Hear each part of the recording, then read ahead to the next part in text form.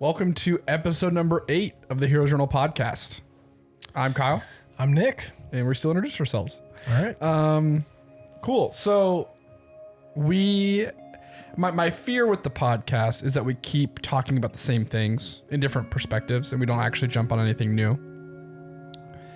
And we're probably gonna do that again today, but I think it's really important. I think that we need to dedicate something very specific. We need to dedicate a podcast to something very specific. Okay. Because it's very key to how we both run our business, but also how our product works, right? And it's the presence of a 30,000 foot theme or goal or perspective you can put on your life in order to help contextualize the things that happen to us or things that we make happen in our everyday lives. So, right.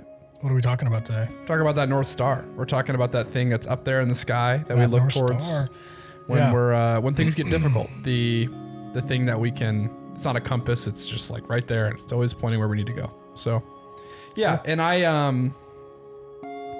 right. It's a new year. It's, our business from last year, this time to this year, this time if you were to look at it from like a bone standpoint, it probably wouldn't even look like the same business. We do the same thing, but so many things have changed. From the way that we operate to our product is, I think, a lot better. We have more product offerings, all this stuff. So I think it's really important to start the new year with just kind of talking about how we look at the vision for the Heroes Journal, how we look at it for our own personal lives. You've been doing a lot of research about vision statements and stuff like that. So I think you have a really interesting perspective to bring. But I don't want to like put too many guided rails on it. I just wanted to kind of like talk about that. Well, I don't know if you felt this way, but I definitely, finishing up our first year doing this thing full time, I really had to encounter a lot of questions that I feel like I never had to encounter before. And we talked about this a lot outside of the podcast and things, but kind of the most prominent is being like, what is the vision for this like project you're doing? What is the vision for this now company? Like when we first started, it was just a project. It really was just a product. It was an idea for a product that has since kind of picked up a lot of steam, gotten a lot of users, and thus has kind of demanded that more employees come to keep up the growth of it. But beyond those things, like there's no like real backdrop as to why this product exists. Like what's the bigger reason that this thing is around in the world? So, it's just like a thought I never had before, I guess maybe when you're just concerned with keeping the lights on and getting your journal out and into the world, that it's just maybe not as important, It doesn't really matter if you have a vision statement, if you are in the red, like if you're not running a successful business and you're like, we are going to be the innovative, we're going to be the X of Uber, right? Whatever. It's like, who cares if you don't have a good company? But I think now that we had a really successful first year, I think we're both really proud of it. I think it starts to open the door to more questions. I don't know if you felt that way at all. Yes.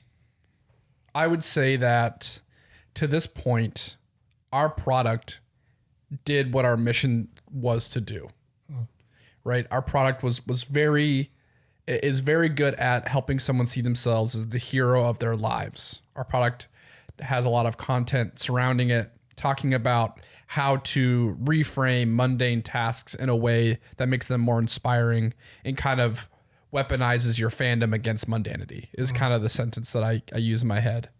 So we didn't necessarily need a vision in the same way because our product was the vision. Right. It did all the things that our vision wanted us to do. Yeah.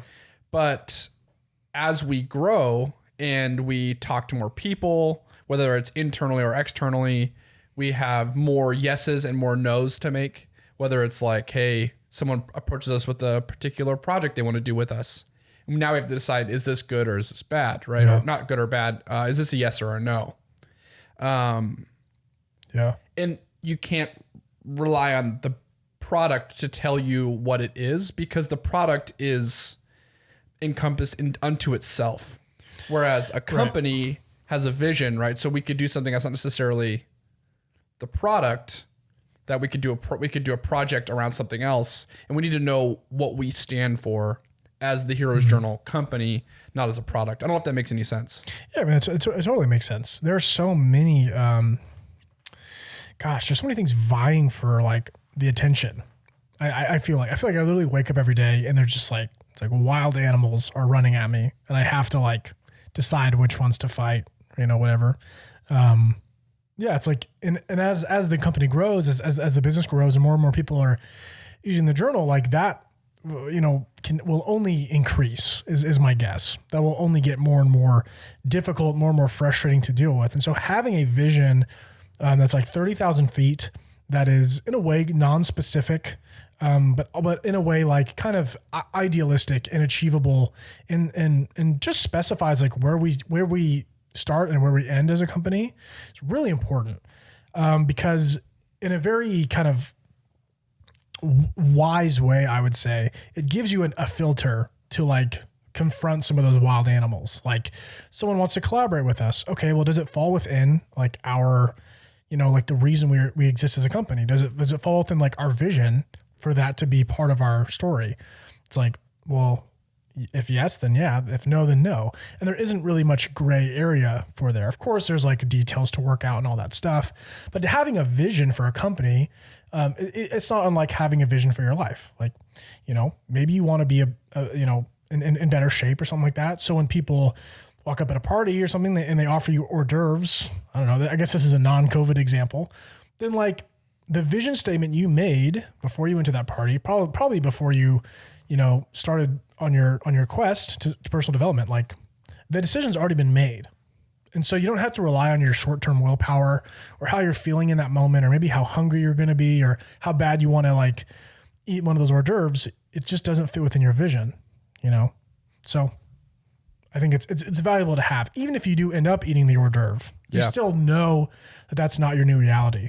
If you don't have that backdrop to instruct what you're doing in like real time or even in the short term, then you're bound to just kind of be all over the road, all over the place. Yeah. I even think about the time we spent building the company before we ever made a single dollar. Mm-hmm.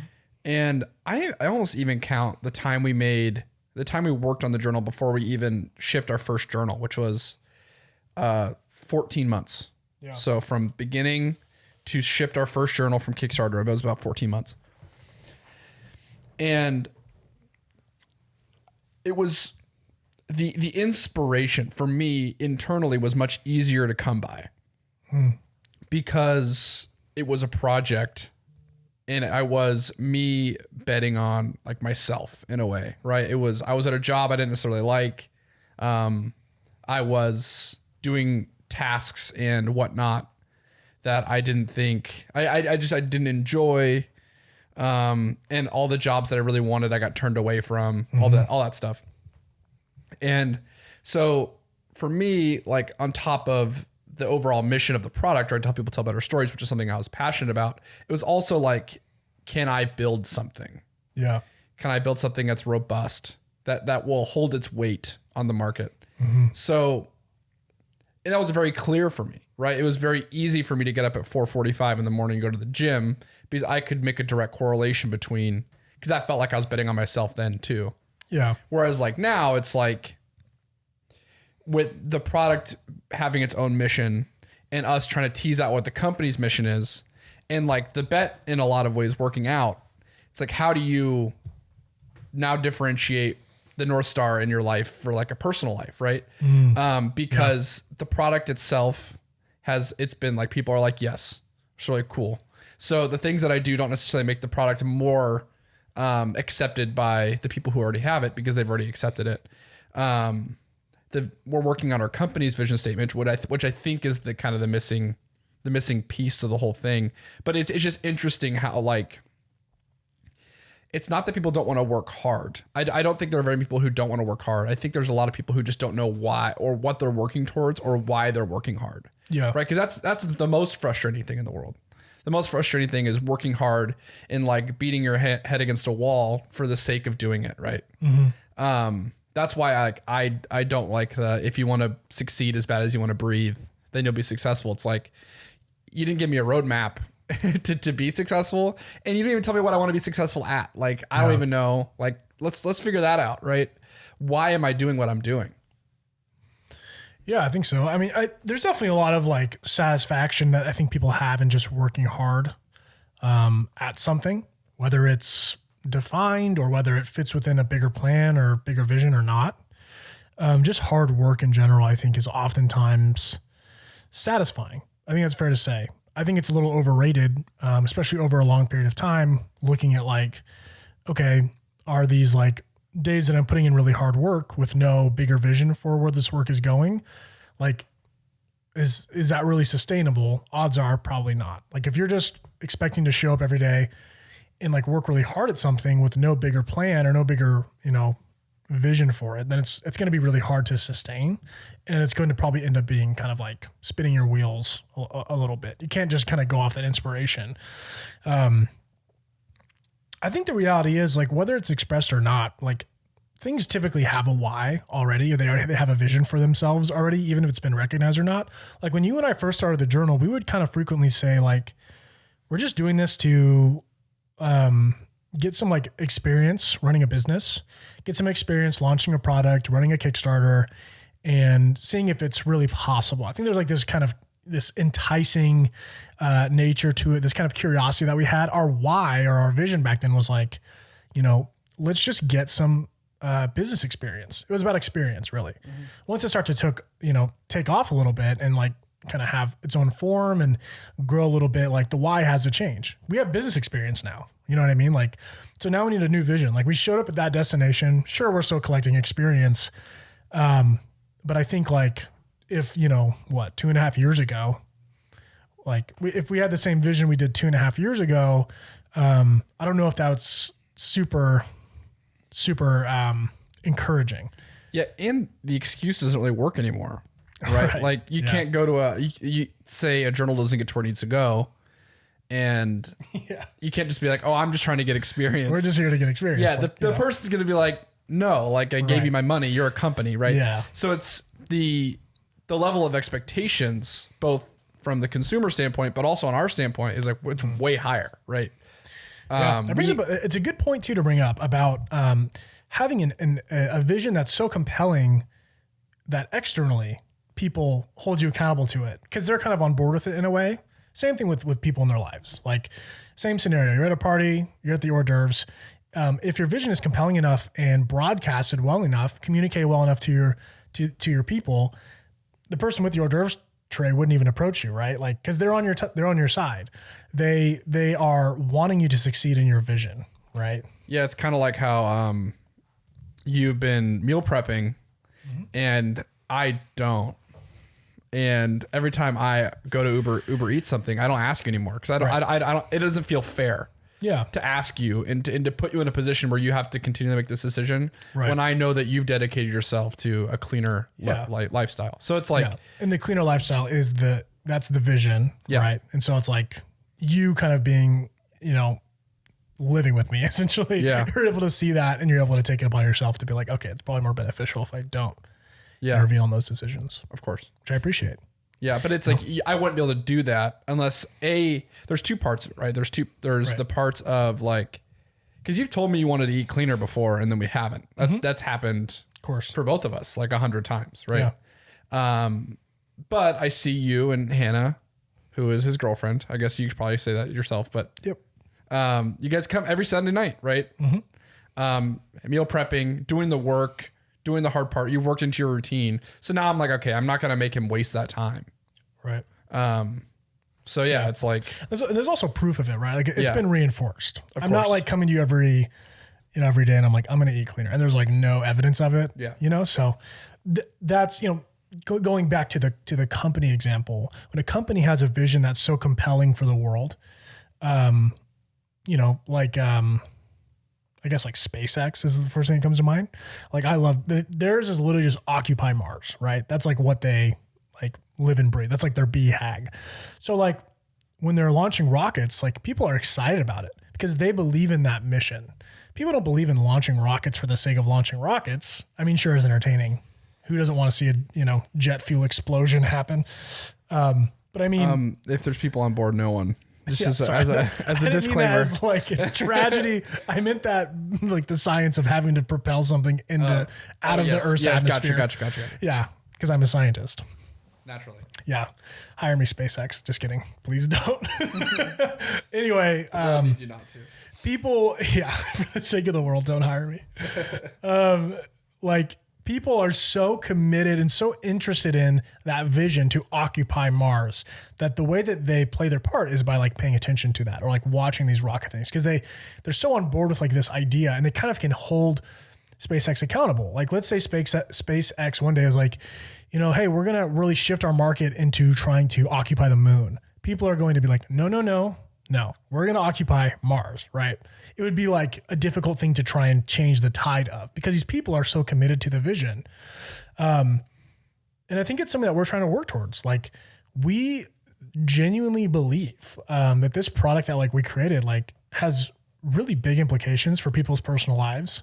And last podcast episode is a great example. Like real world person sent us an email about how this thing has changed their lives. And like, who are we to like limit that effect on the rest of the world? You know? So we haven't picked a vision statement yet that we all feel great about. But I think just that idea of like, you know, helping the world be more heroic is something that we are really passionate about. And so when people buy journals from us or they get lost in the mail or they're recommending to a friend, that's the story that they're going to tell. It's like these guys, they don't just sell planners. Like they sell the idea of becoming the hero of your story. And that's really compelling, you know, to the people. Yeah. Yeah. I have one criticism of a North Star, of the idea of a North Star. Yeah. Right. Because a North Star tells you where to go. It's a very directional thing. I've always thought of a North Star being almost like a pair of glasses as well. It's all about perspective, right? The lens in which you see the world through. Mm-hmm. Because that is also extremely important. So yeah, but because obviously you can't see the world through a lens of a star, right? That doesn't make any sense. But yeah, a pair of glasses, right? Something happens, whether to you or around you, or you did it, or whatever it is, right? You're able to look at that event through the lens of your greater purpose. And I guess that's why I like it's interesting how a company's, it's called like a vision, right? Oh, yeah. Because it's less about what like this imaginative place that we see, but it's more like the shared perspective that everyone who works with us has. Yeah. And yeah, I don't think that gets talked about enough.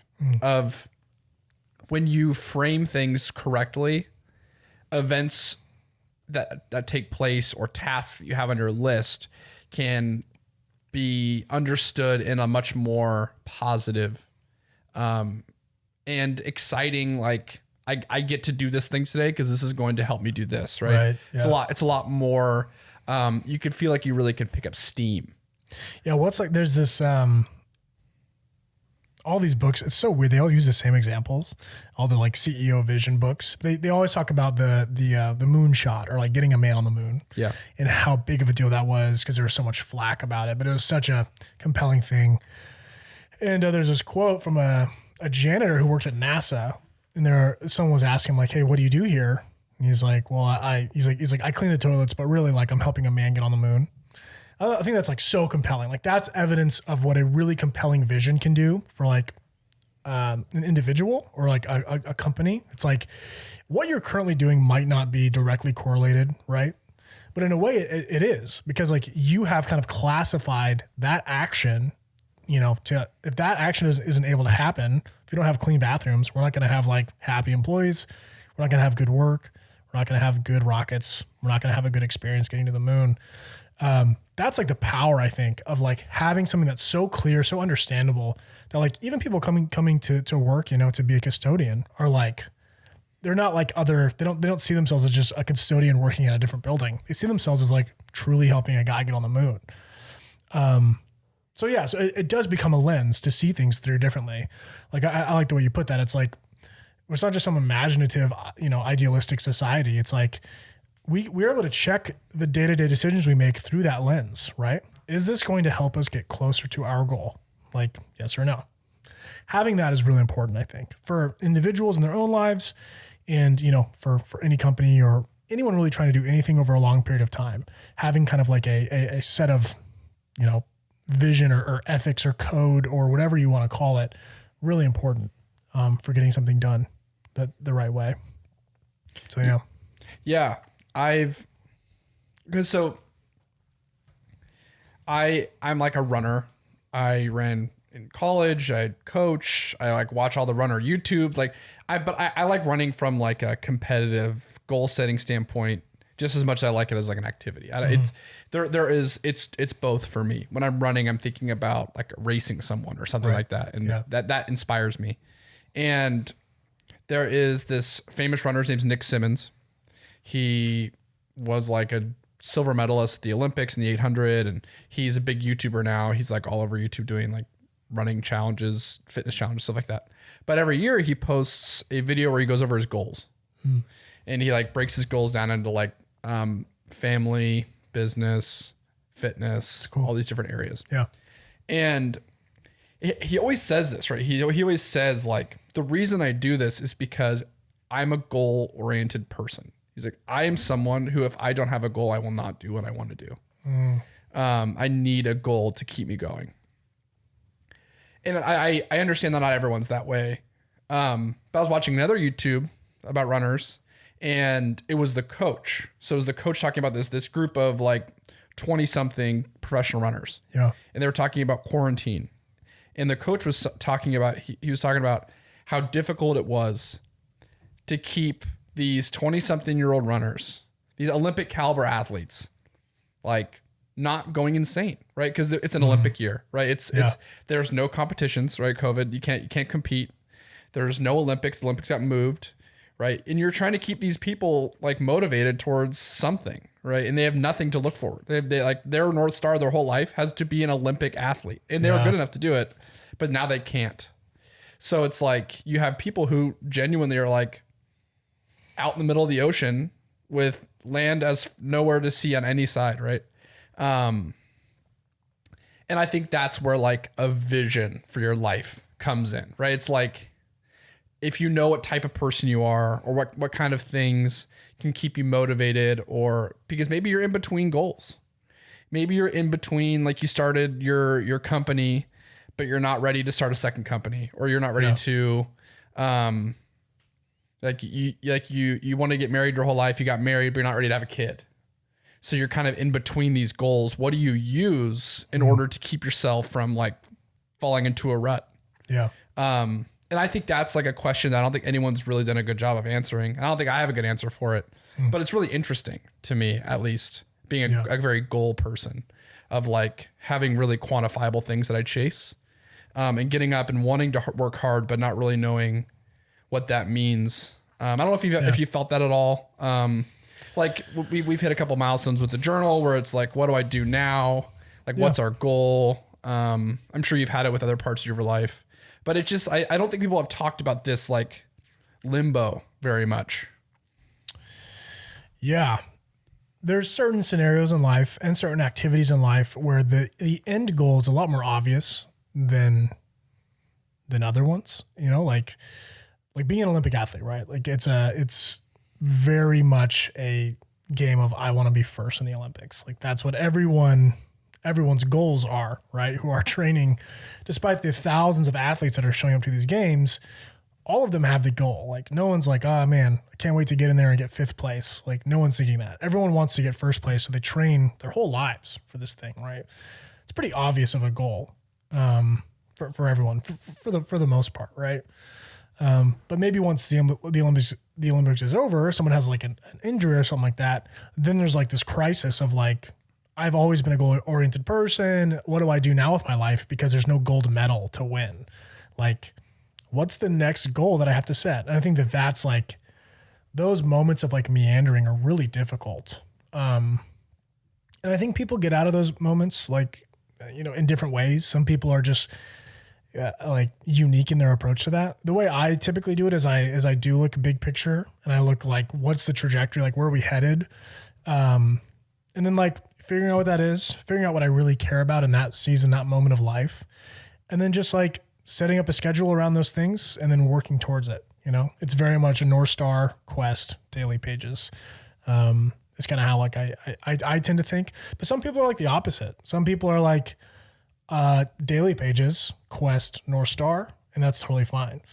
I think it's just, that's why we tell people like, hey, if you have trouble, like at the beginning of the journal, like just skip over it. Start with the daily pages, start working, and then just like slowly but surely a goal, a North Star will make itself known. But yeah, everyone's a little different. I've found, so I don't know, but I tend to have to like figure out what's going to be next and what's the next big thing. So yeah. Yeah. It's like either you paint the picture to figure out what the habits need to be, or you do the habits you start building habits to figure out what matters to you. Mm-hmm. It's like the kind of both ways at the coin. Yeah. It's just I think that it's something that everyone can agree with, right? It's the same thing as to why like, we see a professional athlete and it's like maybe like a 10 years later kind of story. Maybe they're a little out of shape or they kind of a little bit wayward. You can just tell it like makes obvious sense as to why that would be so difficult to pretty much everyone. Right. Yeah. No one's surprised to see that because you're like, oh, you took away the thing that you had been training your whole life for. Right. And you felt like weird sense. Right. Isn't there a pretty common, like, I wasn't a collegiate athlete, but like, isn't there a pretty common, like, I don't want to say identity crisis, but like, I don't know. I've heard stories of like athletes getting injured very suddenly, maybe in college, and it kind of ending their sports career right then and there. Mm-hmm. I know you were a collegiate athlete. Like, have you seen that firsthand or experienced that, like having to like find a new identity or having to like figure out what's next or who am I now that this thing has been taken away from me? Yeah, 100%. I mean, I went to college. Like I had like a scholarship. I was super excited. I had all these really like big goals that I wanted to accomplish. And I was hurt for the first 16 months of my career. Like missed like my whole freshman year of competing and a little bit of my sophomore year. And like, I was like as far as my team was concerned, like I was like a pretty highly touted recruit. Like people were really excited to see me get healthy and train as excited I was, but I had to learn to not like put emphasis into that, to the point where I actually enjoyed my history classes more than I enjoyed running by the time I was done. Because that was the thing that I knew that I could do and I could focus on and I could be excited about more than like, cause running, like it kept getting taken away from me every time I like bought in. Right. Yeah. Every time I was like, okay, I'm healthy. And I would put all my focus on that thing. I would like all of a sudden get ripped away from me again. Yeah. And it was really painful, right? It was really painful to kind of go back and forth. That's interesting. Yeah. It's almost because you came in and almost immediately like weren't able to really participate in your sport. Yeah. It's not like you had some career ending injury, but you were like recouping for a super long time. So yeah, you kind of had like a little bit of a tutorial in what it looks like to get that thing taken away. Yeah. So you were probably more prepared for like, once college did end, it was kind of like, yeah, like I love running, but like my identity isn't wrapped up in this collegiate athlete thing. Cause I know what it's like to sit out for 16 months. Yeah. It's kind of interesting. And also like I went to a small school, right? Yeah. I had like the opportunities to go and run at bigger schools, more acclaimed places. But I didn't, so I had to let that go too, right? Cause there's always like the people who were like, I ran D1 and they like look down on you. They're not very nice. Right. And you have to be like, okay, right. You have to wear that one. But so the thing that I've noticed so you've worked in like kind of a grind or die kind of environment in your early career. So as did I, right? The people that typically do really well are collegiate athletes. The people who are in those scenarios, because it's very goal oriented. You have very specific KPIs. Right. You have your day is almost marked down to the minute. And it's like, we're the people who have been training our whole lives and are used to just tell me what to do and I'll work hard and do it. Yeah. Yeah. But also like being able to take a hit, right? Mm-hmm. And being able to be creative and finding your own voice in the thing that you're doing, right? It's like, we've had this conversation a lot and it's definitely a contentious argument between us, but there is a certain level of art involved with athletics in the sense that you make it your own. Mm. But it's within the frame of like the rules, right? So when you move out of college athletics, and you're completely done with your athletic career, and you start thinking about a world with no rules aside from like the laws of the land, right? You could be anything. You could do anything. You could be an artist where that your job is to change the rules of what is beautiful or what is thought provoking. That's when it gets really difficult. Because you're playing a game that you don't even understand. The infinite game. Well, it's actually true. Like, I think in the beginning of the book, he talks about how like, so sports are these finite games, and athletes are like, I would argue that, like, you know, walking into like a sales job, that's a finite game. It's like dial the amount of numbers, call the amount of people, hit the right numbers, make the quota, and then do it again.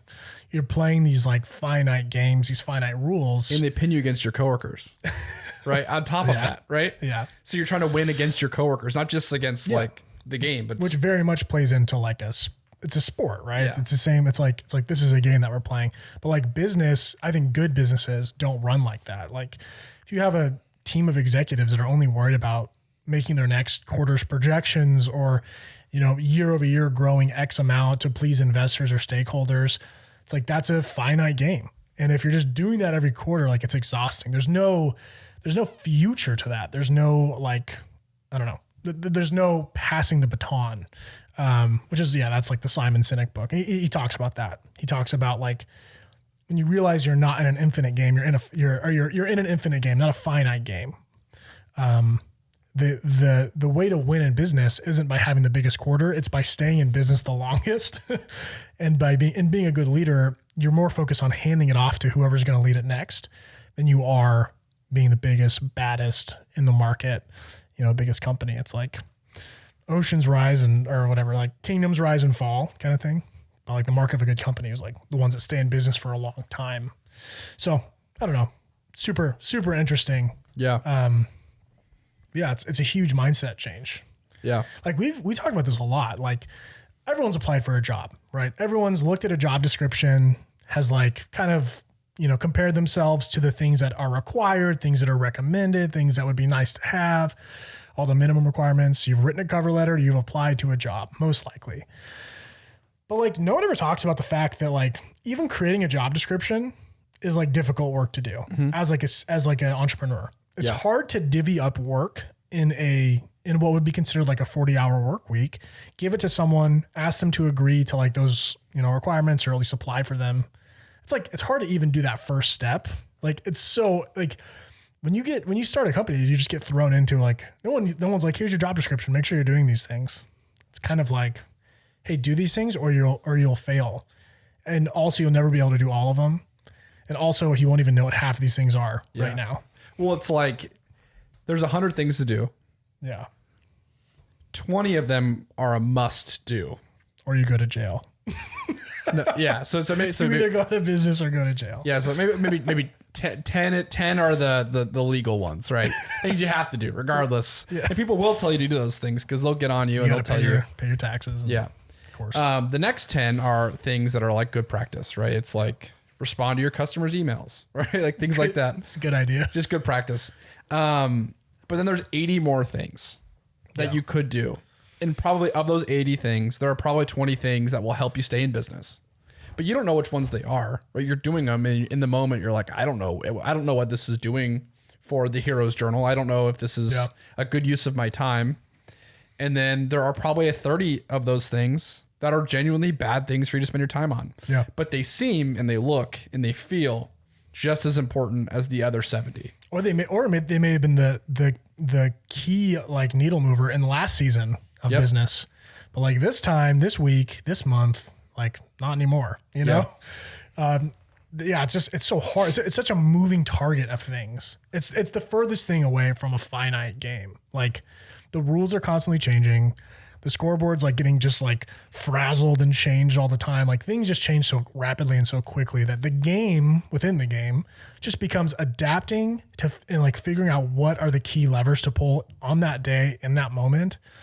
It's not about like, I don't know, figuring it out one time and doing that the rest. Yeah. I think about, I had this conversation with you and Zach. I I like, I had the realization that maintaining the level of where we're at, like just getting out our orders, just getting back to emails, just doing that isn't being productive. Yeah. That's just doing what you're supposed. That's just like doing the bare minimum, right? Yeah. That's not even something we should celebrate necessarily. No. Just watering the crops, Which is a really tough realization when you realize like, I'm really tired doing this, which is why we hired people. But obviously it's like, yeah, I'm exhausted just maintaining this thing. I'm not actually even growing it. And then when you have that realization, you're like, holy cow, like it's like eye-opening. It's kind of a hard thing to come to terms with. Yeah. Cause you're like, there are so many things I want to do. And all of it that we've done so far, and it's not going to change dramatically. It's going to get more teased out, but it's like, I want someone to wake up and I want them to feel like a hero. Like that's it. That's what we set out to do when we started. Now a lot of the vision stuff that we've talked about from in the last couple of weeks, it's all related to that. It's more specific, and it allows us to actually make more actionable steps towards that. Yeah. But it's really interesting when I look back on 2020 and I think about the things that I did. I think about the times where I was frustrated. I think about the times I was really excited. I think about all of that. And I think that the reason it went well, 2020 that is because that was genuinely in the forefront of like what we did, which is cool. I think that's like cool to know that we set out on a journey to make a product to help someone feel like the hero of their life. And a year and a half later, we can confidently say, 2 years later, we can confidently say our product helped some people do that. Now, our goal now is to help more people feel that way. But the fact that we have reviews like Neela's last week, or we have reviews that come in, or we have people making walkthrough videos of our product and things like that, and seeing people interact with just almost like the hype of, hey, you're a hero. You're not like this. You're not someone in the village. You are the knight riding into the village kind of thing, right? That's really cool. I think that is one of the things I'm the most proud of. I don't know if that made any sense. No, I think so too. Yeah. Yeah, I guess maybe I'm just trying to make sure that like I'm trying to level set expectations about, just because we're making a new vision doesn't mean the old vision was like bad. You know what I mean? No, I think it means the opposite. I think it means that you saw that vision through, like you committed to doing that. Like I think the original vision was like, let's get some experience. And after that, it's like, let's like have a successful Kickstarter. And then from there, it's like, okay, let's like, learn how to do Facebook ads. Let's learn how to build a website. Let's learn how to ship things correctly and store things correctly and figure out like a throughput, all that stuff, make our product better. And just like, I just feel like we've really done the best we can to steward the growth, slowly and correctly, by kind of paying each vision its own respect for any given season. I think you start to run into a lot of problems when you start to like hotwire your way to like a vision, or hotwire your way to a certain place, prematurely, or just when it's not ready. You start cutting corners and you start like, you start trying to win the game, right? You start trying to play this like, finite game where it's like, ooh, if I can only get to that vision, then it would be, it's like, no, like you're playing this for a long time. So like in each season with each vision, no matter how much it ends up changing or how much your business might have to pivot or like change products, who knows? There could be a day where we don't even sell journals anymore. I don't think it'll happen, but who knows? Having an infinite vision of what could happen in your company, as long as people are continuing to be the heroes of their quest, we're doing our job. So yeah, it also kind of opens the door for more innovation too. We're not just looking to get to sell the best products at the cheapest price to the best market. It's like you're looking for a way to like inject that vision into the world to affect real people's lives. So that's the power of like having a vision for a company, and I think for a personal life. But I mean, we're still not great at it. Yeah. I mean, I think the greatest thing that can happen to you is that you're not very good at something you care about. Right? Because now your goal is to get good at the thing you care about, right? That you now have something that you get to chase every single day. And I think that's like a great gift that the world can give you, is just like you see something, and for whatever reason, you disproportionately care about that thing over everything else. Right. And you may not be very good at it, but you have a lane to practice and to work at it and to make mistakes and to have small successes. And yeah, I think that like when I think about a bad day at the Hero's Journal, it's like exponentially better than a bad day somewhere else. Yeah. And I think that's the reason. I don't know. Maybe it's something else. Maybe it's because it's like my baby and like I got to start it and I get to see this thing through. Or maybe it's because like I am growing more in a bad day than I would if I was somewhere else. Whatever it is, it's just a cool realization to have. Yeah. Yeah. What you said reminded me of that, the Jim Carrey graduation speech. Where he's like, you know, Jim Carrey's dad was like this really funny guy. He wanted to be a comedian, but he ended up, you know, being an accountant or something. And then like the economy crashed and he lost his job. And he was like, that day I realized you can fail at something you don't want. You know, it's like such a big wake up call, to do the thing that you want to do in life, which I think is what a vision statement really is. It's like following the truest, most exciting thing for you, packaging it in a way that other people could understand it and embrace it and cheer you on or become part of it to see it realized. You know, there's nothing worse than spending like a significant amount of your life working towards something that like you don't really care about, especially when you fail at it. So anyway, boom. I know one thing for sure. I don't know very many things for sure. I know one thing for sure. What's that? Is that if you watch this entire podcast, our product is probably so confusing right now, especially if you don't have one. We've talked about a million different things, but that's not true.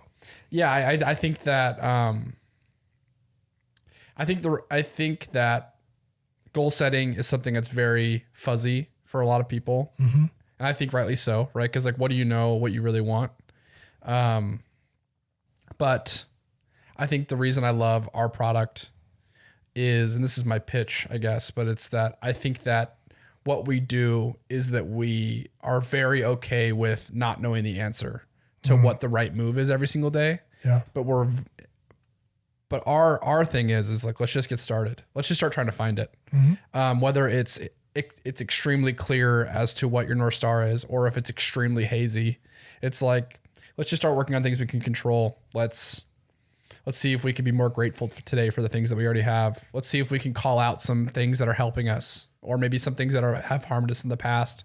What are the 3 things we want to do? It's like, I'm very thankful. I don't know if you and I are the kindest people in the world, but somehow we were able to make a very kind product that I think is really like on like bad days for me. Like it helps me, right? Like, yeah, which I think is cool, but I don't know if that resonates with you, but I think so. Yeah. I mean, especially within the context of it being a new year, you know, and everyone wanting to like have a resolution or something like that. Like I'm a way bigger fan of like having a vision, like having an unwavering, whether it's, you know, January 1st or June 1st or whatever. It's like, I have this vision for my life that I want to accomplish a certain thing based on, you know, the passions that I have. Yeah. And, but yeah, no, I guess on the note of it being a kind journal, I'm really glad that it's kind. I think that you and I've tried a whole lot of like the like just work hard, hustle harder, wake up earlier type of journals, type productivity methods. And they're just like, they don't make me feel like a hero, you know? They make me feel sad. They either make me feel like I'm like a piece of shit or the shit. And neither of those are good. Right. You know? Yeah. It's like, so anyway, hopefully that anyone using the Hero's Journal know that you're neither of those things. Yeah. But hopefully you're just a more kind hero to people around you with a clear vision for your life. Yeah. Yeah. Well, I mean, that concludes our 8th episode. Our 8th episode of the Hero's Journal podcast. We're rolling. Yeah. We're coming up on double digits. We should do a double digit special. We should have a special topic for our 10th episode. It's twice as long. You know, maybe not. Maybe it's twice as short. Yeah. But yeah, if you enjoyed this, we would love it if you subscribed, gave a like on the video. The notification bell is really interesting. I did it for the first time on another person's channel. Yeah. And it's kind of cool. It's like a little boop. It is cool. Yeah. Hit the notification bell, guys. Yeah. And if you're thinking about the beginning of 2021 and you feel a little uneasy about it, or you feel like, is it going to be better than 2020? Zach's made a couple of videos that have been really incredible. Super good. All of his videos are great, but I've been absolutely endorsing these last couple of videos like a madman. So if you want a little bit more clarity about what we think is the best way to take on 2020 or our view on resolutions, 2021, or our view on resolutions, it's on our channel, and go give this a watch. And thank you so much for being here on our journey and being allies. Yeah. And if you want to set a goal this year, go ahead and buy the Hero's Journal. And if you don't really want to buy the Hero's Journal yet, we actually just published recently a thing called the Kickstart Quest. It's free. I think it's 7 days of challenges to kind of, get you kind of back on track, get you organized, get you a few short wins in life, bring a little organization and a little charm to your day to day. Again, completely free. We'll just, we'll email you a PDF of it. It's kind of our style and our approach to goal setting and getting your life together. So if you've been eyeing the Hero's Journal for a long time, you're not totally ready to make the plunge, I would definitely encourage checking out the Kickstart Quest. It's brand new and it's really great. So yeah. Anyway, thanks for listening, guys. We'll see you next week. See ya.